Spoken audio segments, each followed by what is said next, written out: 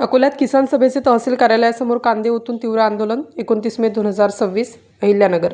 कांद्याला किमान 3,000 रुपये प्रति क्विंटल भाव मिळावा, कमी दरात कांदा विकलेल्या शेतकऱ्यांना प्रति क्विंटल 1,500 रुपये अनुदान द्यावे व हा निर्णय संपूर्ण राज्यभर लागू करावा या मागण्यांसाठी अखिल भारतीय किसान सभेच्या वतीने अकोले तहसील कार्यालयासमोर तीव्र आंदोलन करण्यात आलं।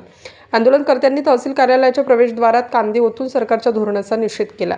सध्या राज्यातील कांदा उत्पादक शेतकरी गंभीर आर्थिक संकटाचा सामना करत आहेत।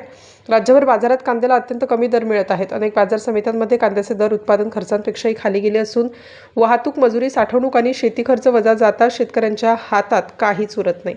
अवकाळी पाऊस, हवामानातील बदल आणि वाढते इनपुट खर्च यामुळे आधीच अडचणीत असलेल्या शेतकऱ्यांना बाजारातील पडलेल्या दरांचा दुहेरी फटका बसतो आहे।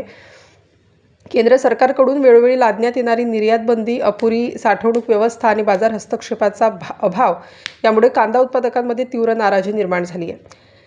अखिल भारतीय किसान सभेचे महाराष्ट्र राज्य सचिव डॉक्टर अजित नवले यांच्या नेतृत्वाखाली हे आंदोलन पार पडले। यामध्ये किसान सभेचे सदाशिव साबळे, नामदेव भांगरे, एकनाथ मेंगाड, राजाराम गंभीरे, तुळशीराम कातोरे, ज्ञानेश्वर काकड, संगीता साळवे, हेमलता शेळके, दत्ता गोंदके, बाळासाहेब भोर, अजित चौधरी, दत्ता कोंडार, योगेश भरीतकर, बाळासाहेब मध्ये आदींसह मोठ्या संख्येने शेतकरी व कार्यकर्ते सहभागी झाले होते। केरळचे विरोधी पक्षनेते व माजी मुख्यमंत्री पिनरई विजयन यांच्या घरावर राजकीय सूडबुद्धीने ईडीची धाड टाकल्या गेली। याबाबत केंद्र सरकारचा यावेळी धिक्कार करण्यात आला।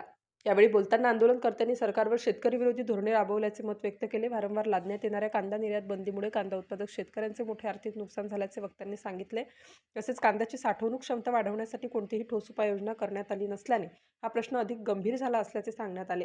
कांद्याच्या प्रश्नांवर दीर्घकालीन धोरण आखून साठवणूक क्षमता वाढवावी, निर्यात बंदीऐवजी निर्यात प्रोत्साहनाचे धोरण स्वीकारावे आणि कांदा उत्पादक शेतकऱ्यांना आर्थिक संरक्षण द्यावे अशा मागण्याही आंदोलनादरम्यान करण्यात आल्या। Star news bureau, Nashik.